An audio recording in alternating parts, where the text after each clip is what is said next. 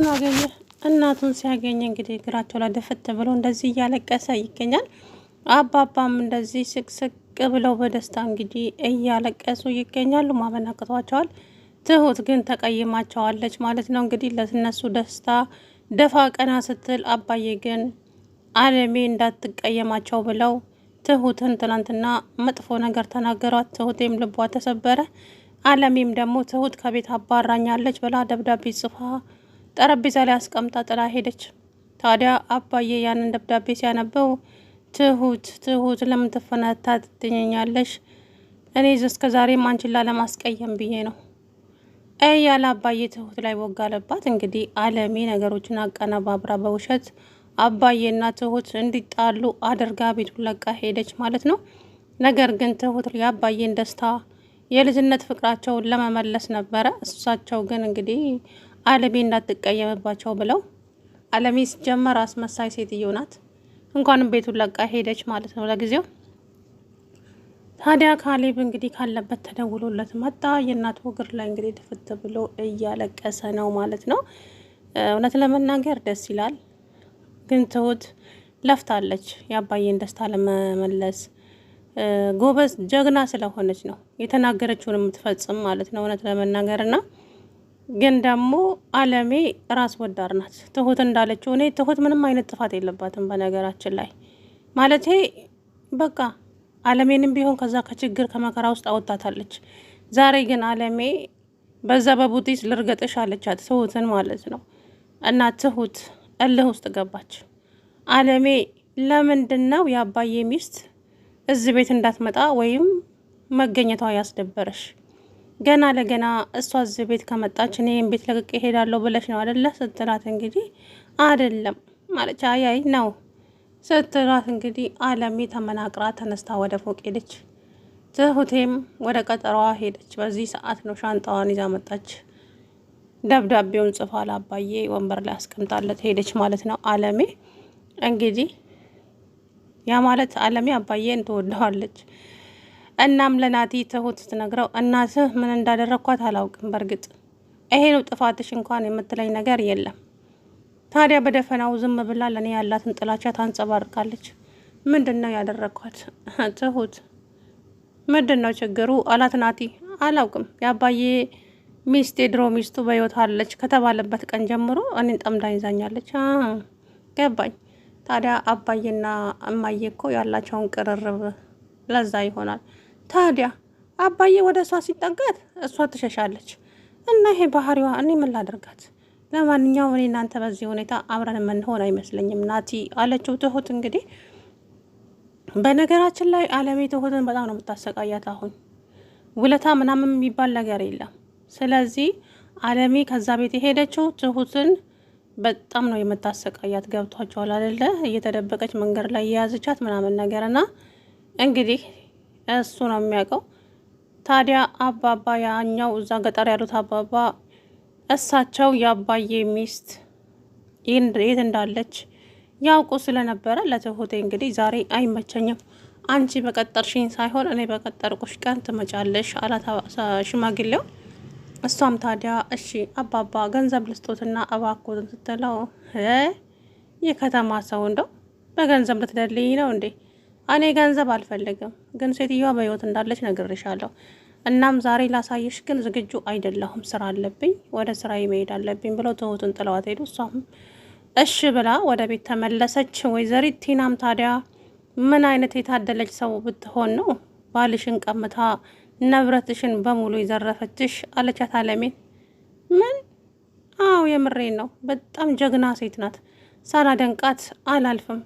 ይልቁንም አሁን እሷን አስተዋውቂኝና ንብረትሽን ላስመልስልሽ። አቤት አቤት፣ እንዴት አድርገሽ ነው አንቺ ንብረቴን የምታስመልሽልኝ? እሱ ለእኔ ብታይ ዋሸ። አይ አመሰግናለሁ፣ ግን እንደው ፈጠን ፈጠን ማለትሽን አልወደድኩትም። ለማንኛውም አመሰግናለሁ ብላ ጥላት ሄደች።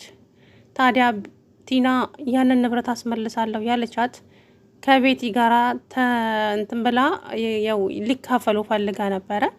ታዲያ ቤቲ ቀላል ሰው መስላታለች። ቤቲ ከቲና የበለጠች ናት። እናም ቤቲ መኪናዋን አስረክባ ከዚህ በኋላ በዙሪያዬ ባገኝሽ ግን እመኝኝ፣ እኔ ወንድምሽንም ስትፈልጊው አዝረሽው ዙሪ። በቀል ብፈልግ በቀልሻለሁ። ቤቲ አንቺ እኮ እኔን በድለሽኛል። እኔን ብዙ ነገር አድርገሽኛል። እኔም ብዙ ነገሬን አጥቻለሁ። ሴትዮ እህቴን እንዳትራመድ አድርጓታል። ያረገዝኩት ልጅነቴን በልቶታል ወንድምሽ። ስለዚህ ለእያንዳንዱ ነገር ዋጋ እንደምትከፊበት አታውቂም አለቻት። ከዛ በኋላ እንግዲህ ትሁት ማናት አለሜ፣ እንግዳውስ ቁርጥሽን ልንገርሽ፣ ወንድሜን አሳልፌ አሰጥሽም። በምን አማርኛ ነው ግን እኔና አንቺ የምንግባባው? ወንድምሽን እዛዩና ዙሪ። ከዚህ በኋላ ንብረት ምናምን ብለሽ ማለት ዙሪያዬ እንዳትደርሺ፣ ትሰሚኛለሽ? ከዚህ በኋላ መኪናሽን ተቀብለሽኛል፣ አላውቅሽም፣ አታውቂኝም አለቻትና ሄደች። ቤቲሻ ማለት ነው። ታዲያ አሁን ቤቲ ቤቱንም ገንዘቡንም ወስዳለች። ታዲያ አለሜ መኪና ብቻ ስላገኘች አርፋ የምትቀመጥ ይመስላችኋል? በፍጹም። አለሜ አሁን ጦርነት ትከፍታለች። አንድም ከቤቲም ጋር ሌላኛውም ከትሁት ጋራ። ትሁት በተደጋጋሚ ከቤቲ ጋራ እየታየች ስለሆነ ያ ነገር ደግሞ በጣም ያቃጥላታል። ታዲያ ይሄ ነገር ትሁትን ወደ እልህ ይገፋፋታል እንጂ በፍጹም ልትተው የማትችለው ነገር ነው። አለሜ በልህ ስለመጣችባት እናም ትሁት ላይ በጣም እንጃ በጣም ነው የተቀየረችባት አለሜ ማለት ነው። እንዴት እንደሚያደርጋት አይታችሁ ከሆነ ወይኔ ጉዴ ፈላ። እኔ አለሜ በውለታ ታጥሬ የማንም መፈንጫ መሆን አልፈልግም። አውቃለሁ ከብዙ ጭንቀት መከራ አድናኛለች። አይ ሰው ይገርማል። ግን ሰው እንደ እንትን በበር ስር እየተወረወረላት እየተረረፈ የተበላሻሸ ምግብ እየሰጠቻት፣ ግን ታዲያ ትሁት እዛ ቤት ገብታ ያንን ሁሉ ስላስረሳቻት ትሁት ላይ ቦግ ብላ ተነሳችበት። እውነት ነው የምላቸው የሰው ነገር በጣም ነው የሚያሳዝነው። ሆኖም ግን እስቲ እንግዲህ አብረን የምናየው ይሆናል የአለሜን ነገር። ሰውየው እንግዲህ ከእስር ቤት ሊወጣ ይችላል። አቶ ገዛኸኝ ከእስር ቤት ከወጣ ይገለኛል ብላለች እሷ ራሱ ማለት ነው። እንኳን አለሜን ትሁትና ቤቴን ራሱ አይለቃቸውም አቶ ገዛኸኝ። እና አባዬ ታዲያ ሚስታቸውን እያስታወሱ ሶፋ ላይ በጀርባቸው ተኝተው ስቅስቅ ብለው እያለቀሱ ነበረ። አንደኛ ትሁት ላይ ጮሆባታል። እንደዚህ ጮሆባት አያውቅም ነበረ።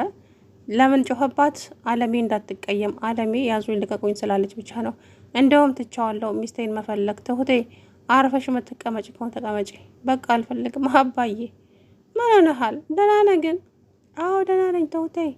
በቃ አልፈልግም፣ እንደውም አልፈልግም። ሁለተኛ ስለ እሷ እንዳታወሪብኝ። እንግዲያውስ ወደድክም ጠላህም እኔ ሚስትህን ግን በሕይወት እንዳለች አውቄያለሁ። ስለዚህ ከጫፍ ካልደረስኩ በስተቀር አልተውም ብላ ተነስታ ሄደች። ትሁቴ ወደ ፎቅ ሄደች። አባዬም ወጥቶ ሄደ። ከዛ መጣች፣ ሳሎን ቁጭ አለች። እኔ እምልሽ ወይዘሮ ትሁት የሰውየውን ሰላም ለምንድን ነው የምትነሺው? ለምን ደስታውን ታሳጨዋለሽ? ቆይ አንቺ ፍላጎትሽ ምንድን ነው አለቻት አለሜ። የምን ፍላጎት የምን ሰላም? የአጎት የአባትሽ ነው የአባዬን የአቶ ከበደን ሰላም ምን አድርጌ እንዴ? የዛሬ 11 ዓመት የሞተች ሚስቱን ቀስቅሰሽ ገና ሬሳዋን ካላመጣሁት ያለሽ ሴትዮ አለች በሕይወት እያልኩሽ አሰሚኝም እንዴ? ከዛ በኋላ እንግዲህ ኖረችም አልኖረችም ዋጋ የለውም። ለማንኛውም እስቲ እንግዲህ እሷ እዚህ ቤት ይዘሻት እንደምትመጪ እናያለን። እንዴ አለሜ አትሳሳች እንጂ ቤቱ እኮ ያባዬ ነው አለቻት ትሁት። በዚህ ሰዓት ነው እንግዲህ ነገሮች የተቀያየሩት። አለሜ እንግዲህ በዛ ሰዓት በመጥፎ አይኗ ነው ትሁትን ያየቻት። እናም ከዛ ቤት ልትሄድበት የፈለገችው ምክንያት ትሁትን ታግታታለች፣ ብዙ ነገር ታደርጋታለች ትሁትን ማለት ነው። ከዚች ሴትዮ ጋር አርፋ ማትቀመጥ ከሆነ ትሁትን እየተከታተለቻት ብዙ ነገር ልታደርጋት ትችላለች አለሜ ማለት ነው። ስለዚህ ያላት አማራጭ ትሁት አንድም ሴትዮዋን ጥሎ መቀመጥ፣ ሁለተኛ ደግሞ የሚመጣባትን ነገሮች መጋፈጥ፣ ይሄው ነው። ስለዚህ ወይዘሮ አለሜ እንግዲህ እንዳያቸዋት ከሆነ ጌታ ሆይ ትዕግስት መስጠኝ፣ እንዴት እንደሚያረጋት ግን እውነት ለመናገር ነው ያናዳኛለች አለሜ ማለት ነው። በማያገባት ነገር ስትገባስ እሷ ብትመጣ አሁን ደስተኛ የሚሆን ይመስልሻል እንዴ? ለምን ደስተኛ አይሆንም? የልጅነት ሚስቱ እኮ ናት፣ የልጁ ናት። ስለዚህ እንዴት ደስተኛ አይሆንም? እሷን እያሰባል እንደ 11 ዓመት ሙሉ ሳያገባ ቁጭ አለው። ዛሬ ነገ ትመጣለች እያለ ቆይ ምን ሆነሻል? ወይ ለምንድን ነው እንደዚህ የምትሆኘው? ምን አንኮኝ ትሁት የምትሆኘው አይታወቅሽም እንዴ አለሜ? ለእኔ ግን በጣም እየታወቀኝ ነው እንዴት እንደምትሆኝ። ለማንኛውም እያደረግሽና እየሄድሽበት ያለው መንገድ በጣም የተሳሳተ ነው አለሜ አለቻት። ጭራሽ እኔ የተሳሳትኩ ነኝ ትሁት? እኔና አንቺ ፈጽሞ ልንግባባ አንችልም አለሜ፣ ይቅርታ። ግን ደግሞ አንድ የምነግርሽ ነገር ቢኖር እኔ ከጫፍ እስካልደረስኩ ድረስ መቼም ዝም ብዬ አልቀመጥም። ይሄን ቃል እገባልሻለሁ አለቻት። አብረን የምናየው ይሆናል እንግዲህ እስኪ አንቺ ወንድ ነሽ አለቻት። ኧረ ጨርሶ ማለት ነው እንግዲህ ትሁትም በዛ ሰዓት ነው እልህ የተጋባችሁና ታዲያ ሴትይቱ ምን አውቃለሁ እንዴት እንደሚያደርጋት። ወይኔ ጉዴ ፈላ። አለሜ ግን ኃይለኛ ሰው ናት። የያዛ ይዟት ነው አቶ ገዛኸኝ ቤት አንገቷን የደፋችው እንጂ በጣም ቀላል ሰው አይደለችም። እና እንግዲህ ትሁትም ደግሞ እልህ ነው፣ እልህ ተያይዘዋል። ገብቷችኋል? በቃ እልህ ነው፣ ተያይዘን ገደል እንገባለን። የፈለገው ነገር ይምጣ፣ እኔም አልተዋትም፣ እሷም ደግሞ በቃ ትሁት በዚህ አጋጣሚ ጀግና ናት።